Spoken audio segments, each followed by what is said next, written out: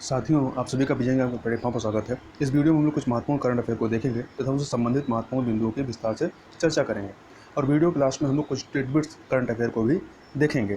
तो चर्चा को प्रारंभ करते हैं। सबसे पहले बात करते हैं यमन के संबंध में। तो प्रश्न उठता है कि यमन हाल ही में चर्चा में क्यों आया। तो कॉन्टेक्स्ट यह है कि हाल ही में संयुक्त राष्ट्र संघ ने युद्धग्रस्त यमन में दी जाने वाली सहायता राशि में कटौती करने का निर्णय लिया है और यह निर्णय ऐसे समय में किया गया है जब यमन जो है कोरोना वायरस व गृह जैसी दोहरी समस्याओं से जूझ रहा है।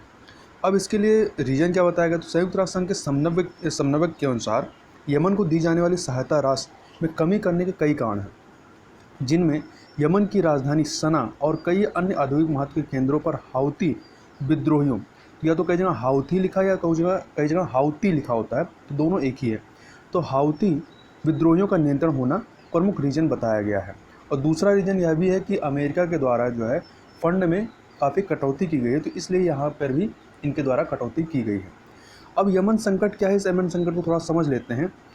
तो अरब क्षेत्र के लोकतांत्रिक आंदोलन, जिसे कि अरब स्प्रिंग के नाम से जाना जाता है, तो यह लोकतांत्रिक आंदोलन अरब स्प्रिंग के रूप में जाना जाता है। इसके बाद क्या होता है, इस अरब स्प्रिंग की वजह से यमन के शासक जो कि सत्तासीन मशहूर हादी थे, तो यमन के शासक सत्तासीन मशहूर हादी के विरुद्ध जो है शिया मुसलमान हैं, ये अधिकतर क्या हैं, हाउदी जो रिबल्स ग्रुप जिससे संबंधित हैं, तो ये हाउदी रिबल्स ग्रुप जो है इसी से संबंधित है। तो शिया मुसलमानों को सत्ता स्थानांतरित कर दी यहाँ के शासक ने, तथा हाउदी विद्रोहियों को ईरान का समर्थन है, जबकि सऊदी अरब जो है वो हाउदी के विरुद्ध है। वर्ष 2014 के अंत में सना यहाँ की राजधानी है, सना में मंसूर हादी की सरकार को सत्ता से बेदखल करने के बाद से यमन हिंसा में गिर गया है, जिसने सऊदी के नेतृत्व वाले गठबंधन को यहाँ पर हस्तक्षेप करने के लिए प्रेरित किया, क्योंकि ये जो शिया बाहुल्य जो है हाउदी ग्रुप वाले, यह इनके विरोध में है। और इस विद्रोह को सऊदी अरब और ईरान के बीच छद्म युद्ध अर्थात प्रॉक्सी वार के रूप में भी देखा जा रहा है, क्योंकि जो हाउदी ग्रुप्स उनका समर्थन जो है ईरान के द्वारा किया जा रहा है, जबकि उनका विरोध जो है सऊदी अरब के द्वारा किया जा रहा है। अब कुछ चर्चा हम लोग यमन के संबंध में कर लें। तो यमन जो है यह लाल सागर एवं अदन की खाड़ी के तट पर स्थित एक देश है, जो बॉब अल मंदेब जल संधि स्ट्रीट ऑफ बॉब अल मंदेब द्वारा अफ्रीका के जिबूती देश से अलग होता है, तथा यह जो यमन है यह अरब प्रायद्वीप में सर्वाधिक वर्षा जो होती है वो इसी देश में होती है। इसके अलावा यहाँ के जो काफ़ी बागान होते हैं, तो काफ़ी बागानों को क्या कहा जाता है, मोचा कहा जाता है। और यहाँ का जो सबसे बड़ा बंदरगाह है वो क्या है, अदन है, जो कि अदन की खाड़ी के तट पर स्थित है। और यदि इसके पड़ोसी देशों की बात करें तो सऊदी अरब और यमन है। इसको थोड़ा सा मैप में देख लेते हैं तो ज़्यादा क्लियर हो जाएगा। ये आपका है मैप है, तो मैप में आप देख सकते हैं कि यहाँ पर आपका ये स्टेट ऑफ बॉब अल मंदेब है, जो कि गल्फ ऑफ अदन और लाल सागर को जोड़ने का कार्य करती है। और इसी स्टेट ऑफ बॉब अल मंदेब से क्या है, इधर आपका ये यमन है और इधर यहाँ पर आपका जिबूती है, तो जिबूती से अलग होता है। तथा इसके पड़ोसी देशों में कौन से हैं, तो इधर आपका यमन है और इधर आपका सऊदी अरब है। तथा यहीं पर एक द्वीप है शकोत्रा द्वीप। तो याद रखिए, कई बार परीक्षा में पूछा गया कि शकोत्रा द्वीप पे किसका अधिकार है, तो शकोत्रा द्वीप जो है यह यमन का है। तो इतनी चीज़ें यहाँ पर याद रखिएगा। आगे चलते हैं, आगे बात कर लेते हैं भारत भूटान पर्यावरणीय समझौते के संबंध में। तो यह भारत भूटान पर्यावरणीय समझौता है क्या, इसके संबंध में थोड़ा सा चर्चा कर लेते हैं। तो कॉन्टेक्स्ट क्या है कि भारत सरकार द्वारा भारत एवं भूटान के मध्य पर्यावरण संरक्षण और प्राकृतिक संसाधनों के प्रबंधन के क्षेत्र में सहयोग के लिए एक समझौता ज्ञापन अर्थात मेमोरेंडम ऑफ अंडरस्टैंडिंग अर्थात MOU पर हस्ताक्षर को मंजूरी दी गई है। अभी हस्ताक्षर नहीं हुआ, हस्ताक्षर करने को मंजूरी दी गई है। अब इस समझौते की जो मुख्य बातें हैं उन मुख्य बातों को कुछ देख लेते हैं। इस समझौते के अनुसार हस्ताक्षर की तारीख, जब भी हस्ताक्षर होगा तो हस्ताक्षर की तारीख से 10 वर्षों तक यह जो समझौता है लागू रहेगा। और इस समझौते में वायु अपशिष्ट, रासायनिक प्रबंधन, जलवायु परिवर्तन और अन्य पर्यावरणीय क्षेत्रों को इसमें शामिल किया गया है। अब यदि इस समझौते की पृष्ठभूमि की यदि बात करें तो हुआ गया कि 11 मार्च 2013 को भारत सरकार के पर्यावरण, वन और जलवायु परिवर्तन मंत्रालय के केंद्रीय प्रदूषण नियंत्रण बोर्ड अर्थात central pollution control board CPCB और भूटान सरकार के राष्ट्रीय पर्यावरण आयोग अर्थात नेशनल इन्वायरमेंट कमीशन NEC के बीच में एक समझौता ज्ञापन पर हस्ताक्षर किए गए थे। और यह जो समझौता हुआ था 2013 में, यह इस समझौते की जो अवधि है वो 10 मार्च 2016 तक थी। तो 10 मार्च 2016 को यह समझौता समाप्त हो गया। अतः ये जो पूर्व के समझौते थे, तो पूर्व के समझौते के जो लाभ थे इन समझौतों से, तो इन समझौतों के लाभों को ध्यान में रखते हुए दोनों देशों द्वारा पर्यावरण के क्षेत्र में सहयोग और समन्वय को जारी रखने का निर्णय लिया गया। इसी के तहत जो यह समझौता किया जाना है, वह इसी के तहत इस समझौते को किया जाना है 10 वर्षों के लिए। अब हमने चर्चा की है केंद्रीय प्रदूषण नियंत्रण बोर्ड की, तो इसके बारे में देख लेते हैं कि यह है क्या, जिसको इंग्लिश में हम लोग सेंट्रल पोल्यूशन कंट्रोल बोर्ड कहते हैं या CPCB। इसकी संरचना को देख लेते हैं। तो इसका गठन जो है एक सांविधिक संगठन के रूप में, तो यह क्या है याद रखिएगा, सांविधिक संगठन, स्टैट्यूटरी बॉडी है। तो अर्थात इसको संसद के किसी अधिनियम के माध्यम से गठित किया गया। तो इसका गठन एक सांविधिक संगठन के रूप में जल प्रदूषण निवारण एवं नियंत्रण अधिनियम 1974 के अंतर्गत 22 सितंबर 1974 को किया गया था। तो याद रखिएगा इसका गठन किस अधिनियम के माध्यम से हुआ है, तो जल प्रदूषण निवारण एवं नियंत्रण अधिनियम 1974 के तहत 22 सितंबर 1974 को। इसके पश्चात CPCB अर्थात सेंट्रल पोल्यूशन कंट्रोल बोर्ड को वायु प्रदूषण निवारण एवं नियंत्रण अधिनियम 1981 के अंतर्गत शक्तियाँ व कार्य सौंपे गए। मतलब गठन तो जो जल अधिनियम 1974 था उसके माध्यम से, और इसको शक्तियाँ व कार्य जो है वो वायु प्रदूषण निवारण एवं नियंत्रण अधिनियम 1981 के माध्यम से सौंपे गए हैं। तथा यह जो बोर्ड है CPCB, यह बोर्ड पर्यावरण सुरक्षा अधिनियम 1986 के प्रावधानों के अंतर्गत पर्यावरण एवं वन मंत्रालय को तकनीकी सेवाएं भी उपलब्ध कराने का कार्य किया जाता है इसके द्वारा। तथा CPCB के प्रमुख कार्यों को जो है वो जल प्रदूषण निवारण एवं नियंत्रण अधिनियम 1974 तथा वायु प्रदूषण निवारण एवं नियंत्रण अधिनियम 1981 के तहत वर्णित किया गया है। इन दोनों अधिनियमों के अंतर्गत जो है CPCB के प्रमुख कार्यों को वर्णित किया गया है। और इसका हेडक्वार्टर कहाँ है, तो नई दिल्ली में। इतनी चीज़ें इसके बारे में याद रखें, इससे परीक्षा में प्रश्न बनता है। आगे चलते हैं, आगे बात करते हैं सीमावर्ती क्षेत्र विकास कार्यक्रम अर्थात बॉर्डर एरिया डेवलपमेंट प्रोग्राम, जिसको शॉर्ट में हम लोग BADP के नाम से जानते हैं। तो कॉन्टेक्स्ट यह है कि हाल ही में गृह मंत्रालय ने अर्थात होम मिनिस्ट्री ने सीमावर्ती क्षेत्र विकास कार्यक्रम BADP के तहत चीन से सटे सीमावर्ती क्षेत्रों को सुदृढ़ करने हेतु नए दिशा निर्देश जारी किए हैं। या इस वजह से भी रणनीतिक महत्व का कदम साबित हो सकता है क्योंकि हाल फिलहाल में क्या है कि भारत और चाइना के मध्य में सीमा को लेकर के विवाद देखने को मिल रहा है, अर्थात इन दोनों देशों के मध्य में टेंशन देखने को मिल रहा है। तथा कुछ अन्य चीज़ों को देखें तो वित्तीय वर्ष 2020-21 में सीमावर्ती क्षेत्र विकास कार्यक्रम हेतु 784 करोड़ रुपये आवंटित किए गए, जबकि 2019-20 में जो है इससे ज़्यादा आवंटित किए गए थे। मतलब पिछले जो बजटीय ईयर था उससे इस बार कम आवंटित किया गया है। तथा राज्यों और केंद्र शासित प्रदेशों से लगने वाली अंतर्राष्ट्रीय सीमा की लंबाई और जनसंख्या जैसे विभिन्न मानदंडों के तहत इस धनराशि को जो है विभिन्न देशों के मध्य में क्या किया जाता है, वितरित किया जाता है। विभिन्न राज्यों के मध्य में वितरित किया जाता है, जिन राज्यों की सीमाएं जो हैं वो किन्हीं देशों से लगती हैं। अब जो नए दिशा निर्देश हैं उन दिशा निर्देशों को थोड़ा सा एक बार देख लेते हैं। तो सीमावर्ती क्षेत्र विकास कार्यक्रम अर्थात BADP की जो 10% धनराशि है वो आपका लद्दाख, अरुणाचल प्रदेश, हिमाचल प्रदेश, उत्तराखंड और सिक्किम में परियोजनाओं पर खर्च की जाएंगी। साथ ही चीन से लगने वाली 3488 किलोमीटर की जो सीमावर्ती क्षेत्र हैं इनको भी सुदृढ़ किया जाएगा। तथा BADP की 10% धनराशि जो है वो बेहतर प्रदर्शन करने वाले राज्यों को प्रोत्साहन के रूप में प्रदान की जाएंगी। इसके अलावा BADP की जो 80% धनराशि है यह पूर्वोत्तर राज्यों को आवंटित की जाएगी। और ये जो दिशा निर्देश हैं वो 1 अप्रैल 2020 से प्रभावी होंगे। यहाँ कुछ चीज़ें और याद रखिएगा कि वर्तमान में कितने राज्य हैं जो सीमावर्ती राज्य, मतलब जिनका जो बॉर्डर है किसी विभिन्न देशों से टच होती है, तो 17 ऐसे राज्य हैं। तो अर्थात जो सीमावर्ती क्षेत्र विकास कार्यक्रम है इसके तहत इन 17 राज्यों को फंडिंग दी जाती है, मतलब बजट आवंटित किया जाता है। और यहीं पर यह भी याद रखिएगा कि यदि कहा जाए कि भारत के तटीय या जलीय सीमा से कितने राज्य लगते हैं, तो 9 ऐसे राज्य हैं जो जलीय या तटीय सीमा से लगते हैं, और गुजरात एवं पश्चिम बंगाल दो ऐसे राज्य हैं जिसकी सीमाएं स्थलीय एवं जलीय दोनों क्षेत्रों से लगती हैं। तथा जो 6 राज्य हैं, 6 राज्य ऐसे हैं जो भारत में स्थल रुद्ध राज्य हैं, मतलब इनकी सीमाएं क्या हैं, किसी भी सीमावर्ती उससे नहीं लगती हैं। इसके अलावा कुछ अन्य चीज़ें देख लें कि यदि कई बार पूछा जाता है कि जो भारत की जो सीमा विभिन्न देशों से लगती है, तो सबसे ज़्यादा सीमा किस देश से लगती है, और या जो विभिन्न देशों से जो भारत की सीमा लगती है उसको आरोही क्रम में या अवरोही क्रम में लगाने के लिए पूछा जाता है। तो याद रखिएगा, भारत की सबसे अधिक जो सीमा लगती है वो किससे लगती है, बांग्लादेश से लगती है। इसके बाद चाइना से, फिर पाकिस्तान, नेपाल, म्यांमार, भूटान, अफगानिस्तान।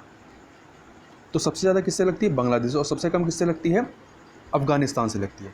इसको आप याद रखिएगा, इस क्रम को, बांग्लादेश, चीन, पाकिस्तान, नेपाल, म्यांमार, भूटान, अफगानिस्तान। तो यह क्रम याद रखिए क्योंकि कई बार परीक्षा में क्रम लगाने के लिए पूछ लेता है। अब चर्चा कर लेते हैं सीमावर्ती क्षेत्र विकास कार्यक्रम BADP के संबंध में। तो जिसको हम लोग इंग्लिश में बॉर्डर एरिया डेवलपमेंट प्रोग्राम के नाम से जानते हैं। इसकी शुरुआत जो है 7वीं पंचवर्षीय योजना, जो कि 1985 से 90 तक चलती है, तो इस 7वीं पंचवर्षीय योजना के दौरान इसको प्रारंभ किया गया था। और इस कार्यक्रम के तहत 17 राज्यों के 111 सीमावर्ती जिलों के 394 सीमा खंड शामिल किए गए हैं, जो कि 17 राज्य ऐसे हैं जो कि सीमावर्ती राज्य हैं। और इस कार्यक्रम का जो उद्देश्य है वो सीमावर्ती क्षेत्र में रह रहे लोगों की सामाजिक तथा आर्थिक खुशहाली और उन्हें कनेक्टिविटी संबंधी सुविधाएं, स्वच्छ पेयजल, विद्यालय, अस्पताल तथा अन्य सुविधाएं सुलभ कराना है। मतलब जो भी सीमावर्ती क्षेत्र हैं, मतलब जो भी सीमा खंड हैं या जो ज़िले हैं, वहाँ पर इन चीज़ों को उपलब्ध कराना इस कार्यक्रम का उद्देश्य है। मतलब ये जो बजट आवंटित किया जाता है वो इन चीज़ों पर यहाँ पर खर्च किया जाता है। आगे बढ़ने से पहले जब हम लोग भूटान के साथ जो पर्यावरणीय समझौते की चर्चा कर रहे थे, तो वहाँ एक प्रश्न आपसे पूछा जा सकता है कि भूटान की सीमा भारत के किन राज्यों से मिलती है। तो ये कुछ ऐसे क्वेश्चन है कि कई बार हम मैप में कंफ्यूज हो जाते हैं जब मैप ध्यान से नहीं देखते हैं। तो इसको मैप में ज़रा देखिएगा तो आप देखेंगे भूटान की जो सीमा है, भूटान की सीमा जो है भारत के सिक्किम, पश्चिम बंगाल, असम और अरुणाचल प्रदेश, मतलब 4 राज्यों से मिलती है। तो ये याद रखिएगा, सिक्किम, पश्चिम बंगाल, असम और अरुणाचल प्रदेश। आगे चलते हैं, आगे बात कर लेते हैं कोहाला जल विद्युत परियोजना के बारे में। Kohala hydro power project. तो हुआ क्या है कि हाल ही में चीन जो है, भारत की आपत्ति के बावजूद चीन पाकिस्तान आर्थिक गलियारा अर्थात चाइना पाकिस्तान इकोनॉमिक कॉरिडोर के तहत पाकिस्तान के कब्जे वाले कश्मीर, पॉक ऑक्यूपाइड कश्मीर में 1124 मेगावाट वाली कोहला जल विद्युत परियोजना को स्थापित करने की योजना बना रहा है। तो याद रखिएगा, यह कोहला हाइड्रो पावर प्रोजेक्ट किसका है, तो चाइना का है। कहाँ पर इसको स्थापित किया जा रहा है, तो पाक ऑक्यूपाइड कश्मीर में इसको स्थापित किया जाएगा। तथा यह जो चीन द्वारा इस जल विद्युत परियोजना को झेलम नदी पर निर्मित किया जाएगा। तो यह कुछ चीज़ें याद रखिएगा कि किसके द्वारा, कहाँ पर और किस नदी पर। तो झेलम नदी पर इसको स्थापित किया जाने की योजना है। और चीन द्वारा इस जल विद्युत परियोजना का जो ब्यौरा है वो पाकिस्तान की private power and infrastructure board PPIB की 127वीं बैठक के दौरान पेश किया गया। तथा परियोजना का जो उद्देश्य है वो पाकिस्तान में उपभोक्ताओं के लिए 5 बिलियन यूनिट से अधिक स्वच्छ और कम लागत वाली बिजली उपलब्ध कराना है। अब थोड़ी चर्चा हम लोग चीन पाकिस्तान आर्थिक गलियारा अर्थात चीन पाकिस्तान इकोनॉमिक कॉरिडोर के बारे में करें तो 3000 किलोमीटर लंबे CPEC का उद्देश्य जो है चीन तथा पाकिस्तान को रेल, सड़क, पाइपलाइन और ऑप्टिकल केबल फाइबर नेटवर्क से जोड़ना है।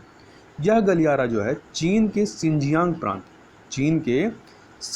प्रांत को पाकिस्तान के ग्वादर बंदरगाह से जोड़ता है, जो चीन को अरब सागर तक पहुंच प्रदान करेगा। मतलब अब क्या है कि चीन इस गलियारे के माध्यम से इसकी पहुंच जो है अरब सागर तक हो जाएगी। तथा जो यह सीपेक है, यह पाक ऑक्यूपाइड कश्मीर से भी गुजरता है, जिस पर भारत द्वारा लगातार यह कहते हुए विरोध किया जा रहा है कि जो यह पाक है, मतलब POK है, पाक ऑक्यूपाइड कश्मीर, यह आर्थिक गलियारा जो है भारत की संप्रभुता का हनन करता है, क्योंकि यह जो पीओके अर्थात पाक ऑक्यूपाइड कश्मीर है, यह भारत का अभिन्न अंग है और यह जो गलियारा है यह चाइना के द्वारा बिना भारत की मर्जी के यहाँ पर बनाया जा रहा है। तो इस प्रकार से यह जो गलियारा यहाँ से सीपेक से पाक ऑक्यूपाइड कश्मीर से होकर जा रहा है, यह भारत की संप्रभुता का हनन करता है। तो इसकी वजह से भारत इसका लगातार विरोध करता रहा है। अब हम लोग थोड़ा सा झेलम नदी के बारे में बात कर लेते हैं, जिस नदी पर यह जो परियोजना है स्थापित होनी है। तो झेलम नदी, जिसको हम लोग बितिस्ता के नाम से भी जानते हैं, तो झेलम नदी के बारे में थोड़ा इस मैप को देख सकते हैं। तो यह जो झेलम नदी है यह ग्रेटर हिमालय के बनिहाल दर्रा, जो कि जम्मू कश्मीर में है, के समीप शेषनाग झील जो है, शेषनाग झील भी अब जम्मू कश्मीर में है, तो इससे निकलने के बाद अनंतनाग से होते हुए कश्मीर की घाटी में ये प्रवेश करती है और यहाँ से प्रवेश करती है। और यहाँ पर आप देखेंगे कि मुजफ्फराबाद, ये आपका मुजफ्फराबाद है, मुजफ्फराबाद से मीरापुर तक ये जो है ये भारत पाकिस्तान की सीमा पर प्रवाहित होती है। इसके अलावा इस यहाँ पर मैप में कुछ ये जो यहाँ इसका चित्र बनाया गया है, इसको आप देख सकते हैं। तो ये इसी पर झेलम जो ये नदी है, यहीं पर आपका बूलर झील है, ठीक है। और इस पर 4 प्रमुख परियोजनाएं हैं। कौन कौन सी? एक तुलबुल परियोजना है, मेघना परियोजना, उरी परियोजना और किशनगंगा परियोजना। ये चारों ही जम्मू कश्मीर में है। तो इनके नाम पूछ लेता है, कई बार परीक्षा में पूछा भी गया पीसीएस की परीक्षा में। तुलबुल परियोजना, मेघना परियोजना, उरी परियोजना और किशनगंगा परियोजना, ये चारों ही परियोजनाएं झेलम नदी पर है। और यहीं इसकी जो सहायक नदी है वो कौन सी है? किशनगंगा नदी है। इतनी चीज़ें याद रखिएगा। और ये आगे जाकर के क्या होती है? चेनाब नदी में जाकर के मिल जाती है। चेनाब नदी को क्या कहते हैं? अस्कनी के नाम से भी जाना जाता है। आगे चलते हैं, आगे बात कर लेते हैं भुगतान अवसंरचना विकास कोष के संबंध में, या इसको हम लोग इंग्लिश में कहते हैं पेमेंट्स इंफ्रास्ट्रक्चर डेवलपमेंट फंड या PIDF।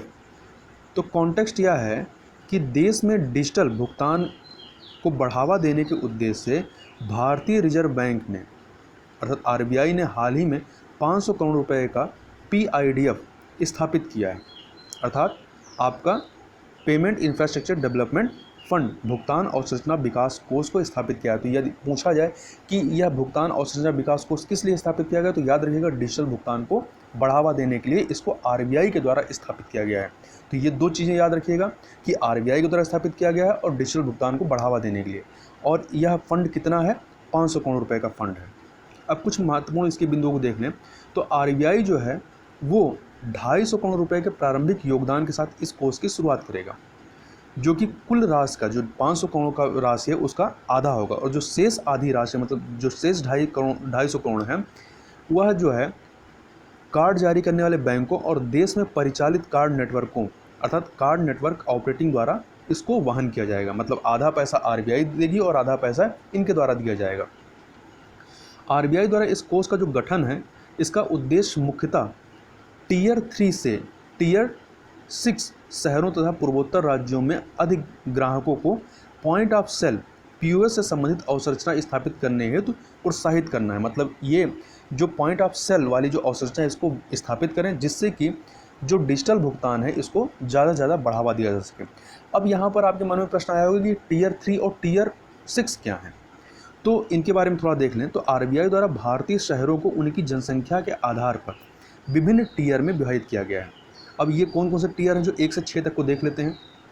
तो टियर 1 में क्या है? 1 लाख या उससे अधिक आबादी वाले शहर आते हैं। टियर 2 में 50,000 से लेकर के 99,999 तक आते हैं। टियर 3 में 20,000 से लेकर के 49,999। टियर 4 में 10,000 से लेकर के 19,999। टियर 5 में 5,000 से लेकर के 9,999 और टियर 6 में क्या है? 5,000 से कम। तो चूंकि ये जो POS वाली जो पॉइंट ऑफ सेल जो अवसंरचना है ये आपके टियर 1 और टियर 2 जो बड़े शहर हैं यहाँ पे तो स्थापित किए गए हैं, परंतु जो छोटे शहर हैं जैसे कि आपका टियर 3 से लेकर के टियर 6 तक, मतलब जहाँ की आबादी जो है 50,000 से कम है, यहाँ पर यह अवसंरचना बहुत अच्छी तरीके से विकसित नहीं है। तो RBI का जो यह कोष फंड स्थापित किया गया है यहाँ पर ये जो पॉइंट ऑफ सेल की अवसंरचना है यहाँ पर विकसित करना है, जिससे कि यहाँ पर जो डिजिटल भुगतान है उसको बढ़ावा दिया जा सके।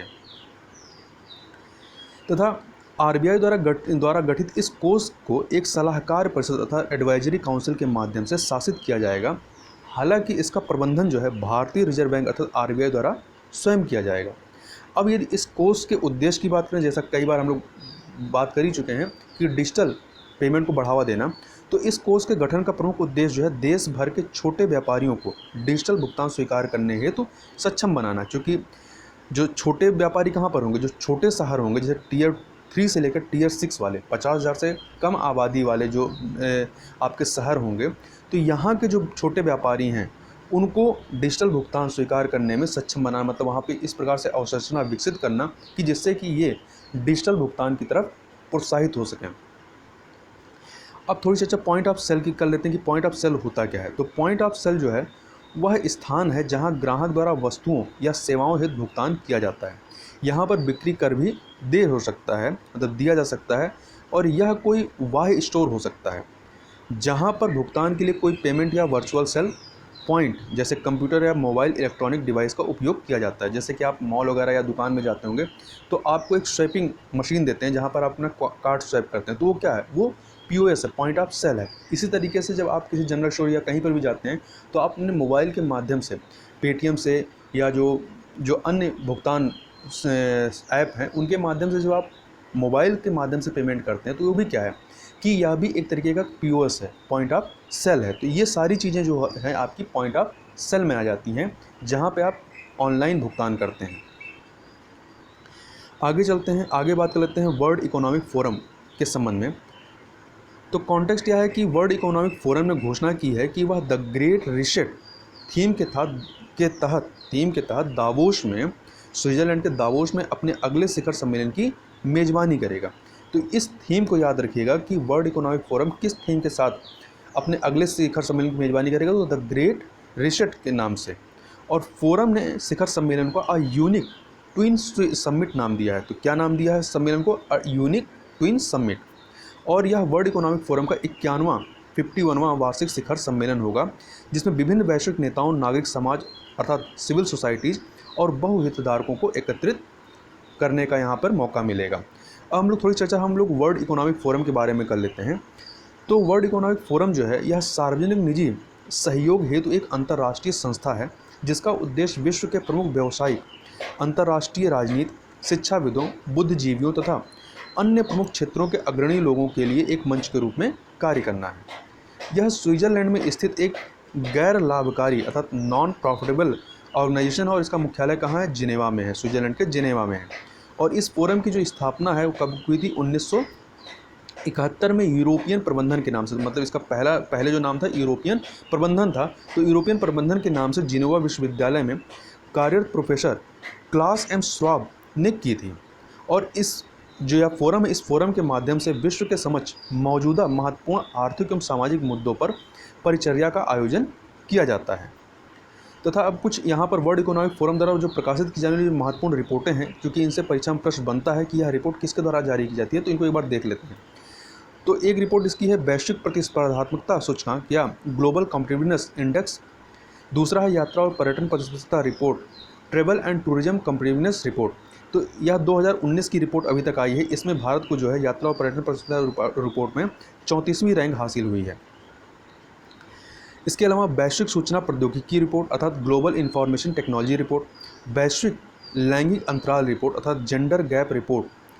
अभी हाल ही में जेंडर गैप रिपोर्ट 2020 जारी की गई जिसमें 153 देशों को शामिल किया गया, 153 देशों को। और इसमें भारत की रैंकिंग जो है कि लैंगिक असमानता के अर्थ में जो है या लैंगिक अंतराल के संदर्भ में 112वीं पोजीशन मिली है। और सबसे कम लैंगिक अंतराल कहाँ पर है, वो आइसलैंड है। तो नंबर 1 पर आइसलैंड जहाँ पर सबसे कम लैंगिक अंतराल है। और सबसे ज़्यादा कहाँ पर है अर्थात सबसे लास्ट कौन है, 153 वाला यमन है। इसके अलावा इसके द्वारा ग्लोबल रिस्क रिपोर्ट, वैश्विक ऊर्जा संक्रमण सूचकांक, यह भी वर्ल्ड इकोनॉमिक फोरम के द्वारा जारी की जाती है।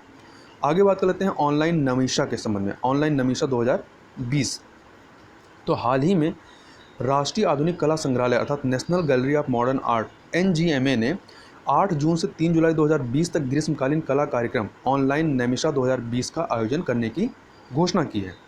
यह ऑनलाइन कार्यक्रम जो है वो नई दिल्ली स्थित एनजीएमए राष्ट्रीय आधुनिक कला संग्रहालय की एक पहल है जिसके अंतर्गत प्रतिभागियों को कलाकारों के साथ अभ्यास करने या उनसे सीखने का अवसर प्राप्त होता है। और यह जो कार्यक्रम है यहाँ इसमें 4 कार्यशालाओं का आयोजन किया जाएगा, जिनके 4 नाम हैं, मतलब 4 शीर्षक दिए गए हैं। पहला है चित्रकला कार्यशाला, दूसरा है मूर्तिकला कार्यशाला, तीसरा है प्रिंट मेकिंग और चौथा है इंद्रजाल द मैजिक ऑफ आर्ट तथा स्वतंत्रता को समझने के लिए अंतः विषयक रचनात्मक कार्यशाला। अब थोड़ी चर्चा हम लोग राष्ट्रीय आधुनिक कला संग्रहालय अर्थात national gallery of modern art NGMA के बारे में कर लें। तो राष्ट्रीय कला संग्रहालय बनाने का जो विचार है यह सर्वप्रथम वर्ष 1949 में अंकुरित एवं प्रस्फुटित हुआ था, जिसके पश्चात 29 मार्च 1954 को प्रथम प्रधानमंत्री जवाहरलाल नेहरू और गणमान्य कलाकारों एवं कला प्रेमियों की उपस्थिति में देश के उपराष्ट्रपति डॉक्टर राधाकृष्ण ने औपचारिक रूप से इस NMGA अर्थात राष्ट्रीय आधुनिक कला संग्रहालय की स्थापना की थी तथा NMGA के मुख्य जो लक्ष्य हैं एवं उद्देश्य जो हैं इसमें वर्ष 1850 से अब तक की आधुनिक कलाकृतियों को प्राप्त करना एवं उनका संरक्षण करना तथा देश और विदेशों में विशिष्ट प्रदर्शनियों का आयोजन करना, कला से संबंधित विभिन्न क्षेत्रों में उच्च शिक्षा को प्रोत्साहन देना इत्यादि इसके उद्देश्यों में और लक्ष्यों में शामिल है। और यह किस मंत्रालय के तहत आता है? तो यह संस्कृति मंत्रालय के तहत आता है, कल्चरल मिनिस्ट्री के अंतर्गत, और इसका मुख्यालय नई दिल्ली में है और इसकी 2 अन्य शाखाएं कहाँ पे? मुंबई और बेंगलोर में। अब हम लोग कुछ टिडबिट्स करंट अफेयर देख लेते हैं। तो सबसे पहले देखते हैं वेद मारवाह के बारे में। तो वेद मारवाह जो है दिल्ली पुलिस के पूर्व आयुक्त और कई राज्यों के राज्यपाल रहे हैं, जिनका अभी हाल ही में निधन हो गया। ये मणिपुर, मिजोरम, झारखंड के राज्यपाल थे तथा इन्होंने एक पुस्तक लिखी थी जिसका नाम था uncivil war pathology of terrorism in India. आगे चलते हैं राहुल श्रीवास्तव। तो राहुल श्रीवास्तव को रोमानिया के राजदूत नियुक्त किया गया है और ये थांगलुरा दार्लोंग का स्थान लेंगे। रोमानिया की राजधानी क्या है? बुकारेस्ट है। बुकारेस्ट या बुखारेस्ट कहते हैं। यहाँ से रोमानिया से होकर के जो है यांडूब नदी जो है वो गुजरती है। आगे देखते हैं मोनिका मेहता। तो मोनिका मेहता को स्विट्जरलैंड भारत के राजदूत नियुक्त किया गया है। आगे देखते हैं जया जेटली के संबंध में। तो जया जेटली का नाम क्यों आया है? तो भारत सरकार द्वारा शिशु मृत्यु दर, मातृ मृत्यु दर, कुल प्रजनन दर, जन्म के समय लिंग अनुपात, बाल लिंग अनुपात सहित पोषण और स्वास्थ्य से संबंधित सभी अन्य मुद्दों के मूल्यांकन के लिए एक 10 सदस्यीय टास्क फोर्स का गठन किया गया है। इस टास्क फोर्स का गठन जो है वो महिला एवं बाल विकास मंत्रालय द्वारा गठित किया गया। तो याद रखिएगा, स्वास्थ्य मंत्रालय के द्वारा नहीं बल्कि महिला एवं बाल विकास मंत्रालय के द्वारा गठित किया गया। और इसकी जो हेड होंगी, जो अध्यक्ष होंगे, वो जया जेटली होंगी। मतलब इनके नेतृत्व में ही इस टास्क फोर्स का गठन किया गया है। एक पुस्तक है द इकोबॉग। द इकोबॉग किसकी पुस्तक है? JK रॉलिंग की इस पुस्तक है, जिन्होंने हैरी पॉटर को लिखा है। आगे बात करते हैं गैरसैंण के बारे में। तो गैरसैंण जिसको भरसैंण भी कहते हैं, यह उत्तराखंड की राज्यपाल बेबी रानी मौर्य ने गैरसैंण को नई ग्रीष्मकालीन राजधानी घोषित करने की मंजूरी दी है। मतलब यह उत्तराखंड की नई ग्रीष्मकालीन राजधानी होगी और यहाँ पर एक ई विधानसभा भी होगी तथा यह कहाँ पर किस क्षेत्र में आता है? तो यह गढ़वाल जो मंडल है उसके प्रशासनिक क्षेत्र के अंतर्गत आता है। थोड़ा सा उत्तराखंड के बारे में देखें तो उत्तराखंड का गठन जो है 9 नवंबर 2000 को हुआ था और इस 27वें राज्य के रूप में इसको स्थापित किया गया था। उसकी राजधानी क्या है? देहरादून है। अगला है भारत का पहला ऑनलाइन अपशिष्ट एक्सचेंज। तो आंध्र प्रदेश के मुख्यमंत्री ने पहला ऑनलाइन कचरा विनिमय कार्यक्रम शुरू किया है। यह कार्यक्रम जहरीले कचरे के सुरक्षित निपटान और जहरीले कचरे के पुनर्चक्रण और पुनः उपयोग को बढ़ावा देने के लिए शुरू किया गया है। तो यह कुछ महत्वपूर्ण करंट अफेयर थे जिनको हमने यहाँ पर देखा। तो इस वीडियो में बस इतना ही। मिलते हैं नेक्स्ट वीडियो में, तब तक के लिए बहुत बहुत धन्यवाद।